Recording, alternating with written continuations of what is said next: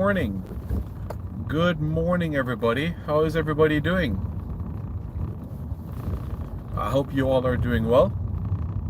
My name is Simon Preston, and welcome to Reggae Boys Commentary. This is the platform where we'll come together to discuss everything in relation to Jamaican football. This is your hub for everything Jamaican football related. Is everybody doing okay? Well, it's that time again. Today is a big day. A very big day. Because of the must-win clash this evening. Jamaica against Honduras in the CONCACAF Women's Under-20 Championship qualifiers. Big game. A lot at stake. A lot to discuss. If you guys haven't already, please hit the like button. Alright? If you guys haven't already, hit the like button. And also subscribe to Reggae Boys Commentary for more content. Alright, guys? Hit the thumbs up. Hit the like button. Alright? So let's get right into the matter, shall we? So, Honduras as it stands, they're ahead based on goal difference. Same number of points as Jamaica. So quite simply, a victory for Jamaica puts us in the final round. Now, Honduras, all they would need is a point. But as you know, the dynamics of football, playing for a point is quite a dangerous task. You can leave yourself vulnerable. You can invite space on the opposition. So I expect them to also play for a victory. And why is this a benefit for Jamaica? This is a benefit for Jamaica because Jamaica will have space to exploit. The strengths that we have seen from the Jamaicans so far within the CONCACAF Women's Under-20 Championship have come with space in behind against Anguilla, against Bermuda. Being able to utilize the likes of Tiny Seaton, the likes of Natoya Atkinson, Maya Raghunandan, Chanel Buckley, to unleash the ammunition in our arsenal to be able to create genuine goal-scoring opportunities. That is exactly what we're doing. And that is exactly what is being created once we penetrate those back lines. Now, there's a saying that goes by the saying that pressure burst pipe.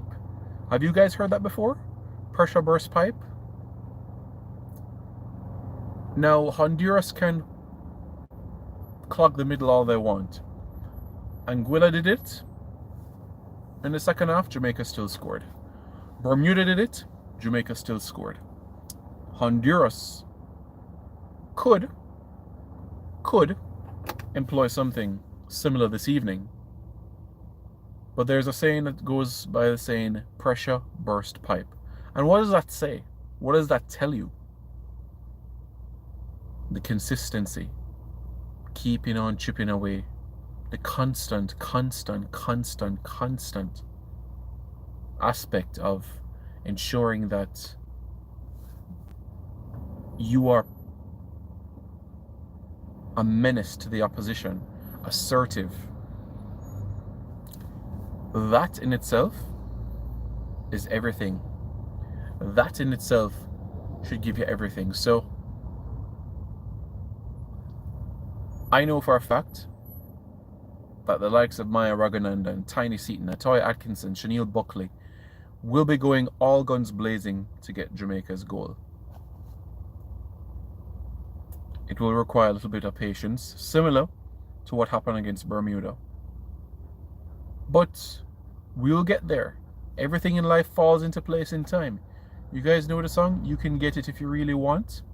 Try and try, and you'll succeed at last. Similar approach. Similar approach.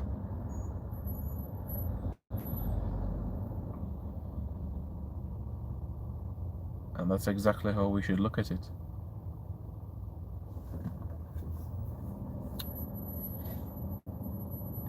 Exciting, isn't it? Claudette Mayhew says we wish them well. Yes, we wish them well this evening. A victory puts Jamaica into the CONCACAF Women's Under-20 Championship, which will be played in the Dominican Republic in May. I believe May 24 to June 5, somewhere in that region. And the final round will feature 8 teams, 2 groups of 4 teams in each group. The top 2 teams will advance to the semi-finals of the competition, and the 2 semi-final winners, alongside the 3rd place playoff winner, will qualify for the 2024 edition of the FIFA Under-20 Women's World Cup. Now we know there's still a distance to go. However, we focus on the task this evening in Honduras. What is Jamaica's head-to-head record like against Honduras? Well, at the Under-20 level, Jamaica has played Honduras at the CONCACAF Women's Under-20 Championship, which was in 2015. And that was also in Honduras. What was the scoreline in that game? 2-2, with Khadija Bunny Shaw scoring a brace. So, that is what happened. Memories, eh? Sean says, hello, Simon. Claudette Mayhew says, a victory would be sweet. Yes, indeed. I'm doing fine, Sean. How are you? How are things in Suriname? I hope you and the family are doing good as well. So, this evening's contest at 8 o'clock Jamaica time is crucial. It's important. It's vital. A lot will unfold in terms of being able to get the result. And personally, I feel that we're going to squeeze a 1-0 victory. 89th minute from Chanel Buckley, aka Prinny. Prinny has trained with the first team before, the senior reggae girls. Natoya Atkinson has mingled with the first team as well. And if Jamaica get to the final round, we'll have available Soleil Washington. And as you know, Mia Mitchell was not available for this round due to a knee injury. John Powell, how are you doing? Tyrone Williams, how are you? Yes, that is correct. Must-win game. This is a must-win game. And I want us to look at it from a perspective of looking at 2027 as well. Let me stress this point for you guys, that 2027, Jamaica should be a World Cup contender. Why? Sydney Schneider is going to be 26-27. Yasmin Jameson is going to be 26-27. Leah Brooks is going to be 21-22. Soleil Washington is going to be 20-21. Khadija Bunny Shaw is going to be 29. Jodie Brown is going to be 25. Mia Mitchell is going to be 20-21. Shadea Dama Lakan is going to be 25. Kiki Van Zanten is going to be 25. Do you understand the point that I'm trying to make here? And I haven't mentioned other players on the park as well, like Chantel Swaby, like Prinny, and others as well that will be approaching their mid-20s or late 20s, which is regarded as the peak for a player. What does that tell you? And what should that tell you? When you bear in mind the ages that I just made mention about of our girls come 2027, Bunny would be the oldest player in the squad at 29-30 thereabouts, unless Rebecca Spencer decides to play on another couple of years in her late 30s. Bunny will be 29-30 by the time the next World Cup comes around, 2027. So it's going to be a squad that is going to be oozing with confidence, that's going to be bubbling, going to have players at their peak, going to have a lot of exuberance. So we have all the reason in this world to be optimism. Yes, while we focus on this as an under-20 championship, I want everybody to bear in mind that let's look to the future as well. Yes, we have a World Cup this summer, but guess what? We also have the Pan American Games this summer. That's right. And that is a minimum 3 valuable opportunities to blood new players, and a valuable opportunity as well to gain experience in an environment that we're not familiar with. Santiago, Chile, playing against South American teams, playing against Central American teams. This is an opportunity. And the experience that you give to these under 20 girls from now playing at the Pan American Games will bode so well for them by the time the CONCACAF W Gold Cup comes around next year, or the 2025, Nations League for Women, World Cup qualifying for 2027. So you see how everything just has its spin-offs and benefits once you give the players the opportunity from early. And granted, we have seen that, right? Bunny made her debut for the senior reggae girls as a teenager, and we could name other players that have done the same in that regard as well. We could go on and on. But think about the transition as well. Jason Guna, no, the Pan Am Games is not an under 20 women, is not an under 20 championship for women. However, personally, I believe that it is a great opportunity to blood a couple of players. Yes, I want us to win a medal. I would love us to win a medal at the Pan American Games. But for women, it is a senior championship. But for me personally, I think it's an opportunity to introduce a couple of under 20 girls within the Pan Am Games. Because the priority, I know the Pan Am Games is around October, November, thereabouts. After the World Cup and after the Olympic qualifiers, after we beat Canada and qualify for Paris 2024, our girls will be knackered, our girls will be tired, and I think it's a great opportunity to look at the future. Okay, who could make my squad for the Olympics next year? Who could make my squad for the CONCACAF W Gold Cup next year as well? This is the opportunity to be able to blood those players. This is the opportunity to look at Mia, look at Prinny, look at Latoya, look at Tiny, look at Leah, and see what they're all about. Look at Soleil. You see what I'm saying?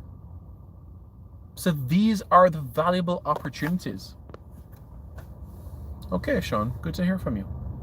So Jason, hopefully that answered your question. But that's the situation that we have at this point in time, So that's how I feel. Now, looking ahead to tonight, I'm confident, I'm optimistic.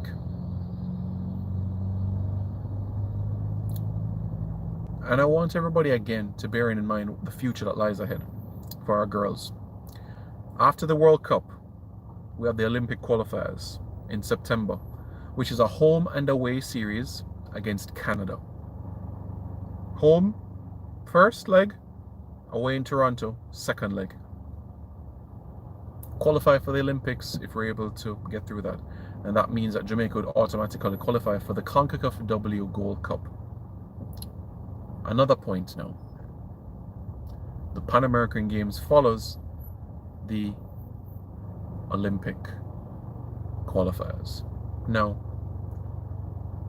if Jamaica does not qualify for the Olympics, they will have to go through the CONCACAF Women's Gold Cup qualification, which in itself is like the CONCACAF Women's Nations League. And that tournament will overlap with the Pan American Games. So what will that mean? That would mean that you would have your strongest team in the Nations League trying to qualify for the CONCACAF W Gold Cup, and you send an under 20 or / under 23 team to the Pan American Games. Quite naturally. Again, yes, I would love to win a medal at the Pan Am Games. But for me, the priority, qualify for the Gold Cup. And qualifying for the Women's Gold Cup, how do we do that? Either one of two ways. Beat Canada in the home and away series, or qualify via the CONCACAF Women's Gold Cup qualifiers, essentially the CONCACAF Women's Nations League. Those are the priorities after the World Cup. And again, I want to stress the point that this is an exciting period for international football, because every single FIFA window will be utilized. Men and women being able to have these matches. It's exciting. Opportunities to rise in the rankings, opportunities to gel together, opportunities to be able to look at new players part of the disposal, more opportunities to win trophies, more opportunities to expose your talent overseas as well. So in the grand scheme of things, I am excited, I am pleased about what the future has in store. Very much so. So, reggae boys, reggae girls, Jamaican football fans, let me know your thoughts in the comments below. Tell me how you feel in relation to the upcoming match this evening. Let me know your score prediction in the comments below.